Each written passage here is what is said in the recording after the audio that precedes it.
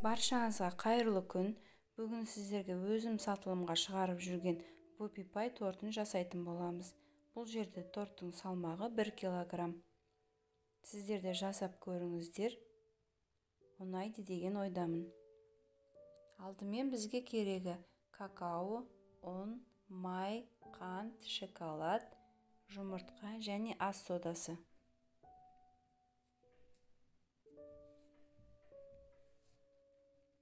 Алдымен шоколад пен майымызды міндетті түрде алдын ала дайындап алуымыз керек. Микроволновкада немесе мен сияқты водяной баняда ертіп дайындап алыңыздар. Массамызды қосатын кезде ыстық болмау керек.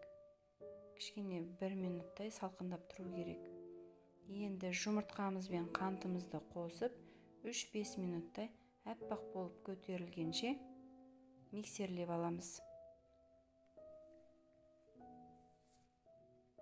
Жақсылап миксерленген массамыздың үстіне шоколад пен майымызды құямыз. Бірден араластырғандарыңыз дұрыс, жұмыртқамыз пісіп қалмас үшін.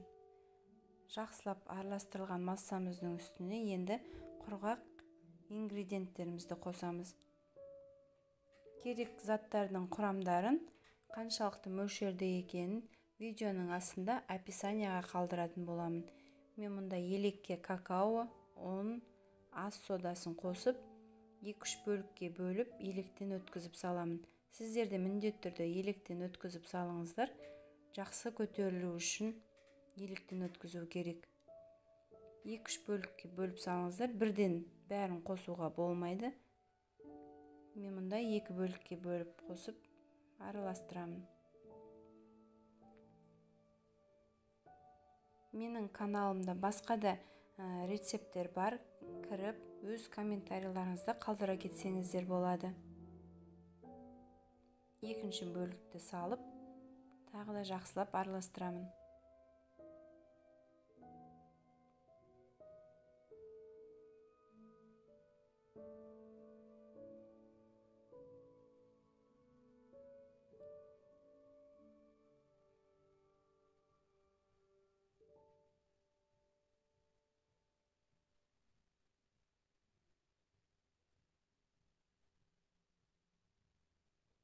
Менің масса осындай болып шығады. Мен теңдей 3 бөлікке бөліп алдым, барлығы бірдей болып шығу үшін. Және пергамент қағаздарына сызып алып пісірсеңіздер болады. Менде форманың мына жерде диаметрі 24. Маған осылай формада пісіріп алған ыңғайлы. Барлық корждарымыз теңдей бірдей болып шығады. Осылай салып 180 градуста 2-3 минуттай пісіріп аламын. Енді креміне кезек келді. Творожный сырға қантымызды қосып, мен осылай қолмен бір араластырып жіберемін. Қанттың орнына сіздер сахарный пудра болса, соны қоссаңыздар да болады. Кремдің де құрамын, мөлшерін видеоның астында описанияға қалдыратын боламын. Миксермен осылай бір тегіс етіп араластырып аламыз. Және осының үстіне сливкемізді құямыз. Сливкеміз 33-35%-тен аз болмау керек. Төменгі скоростан бастап, ақырындап жоғарылап отырып, кремімізді араластырамыз.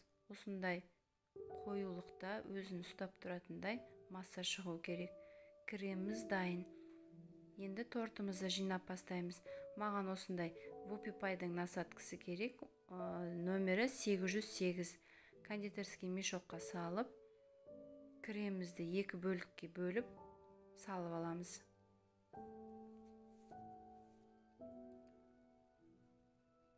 Қазақша YouTube каналдың дамуына үлес қосқыңыз келсе, менің каналыма тіркеліп, подписация батырмасын баса кетіңіз.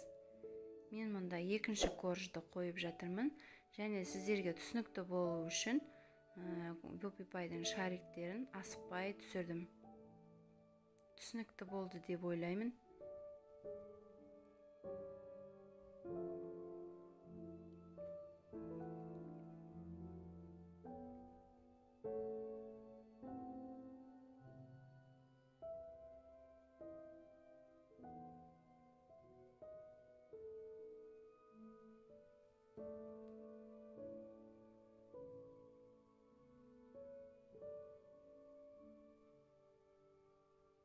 Сіздерде насадка болмаса, кондитерский мешоктың ұш жағын 1-2 сантиметр кесіп тастап, сол мешочекпен жасасаңыздар да болады.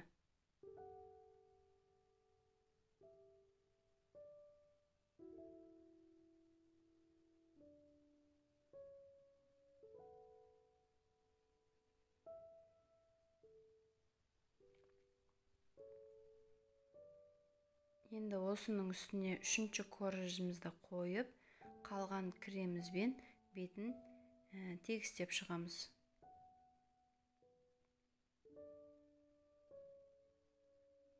Соңғы коржымыздың беті тегіс болу керек.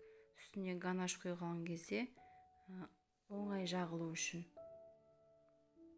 Мен осындай шпательмен тегістеп алдым креммен.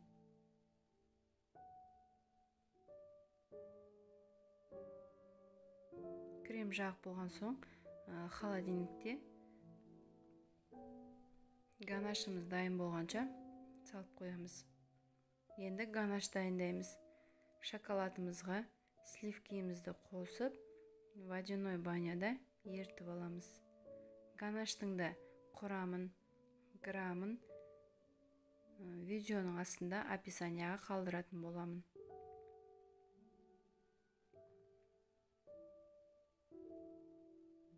Водяной баняда ертіп аламын, араластырып тұрыңыздар.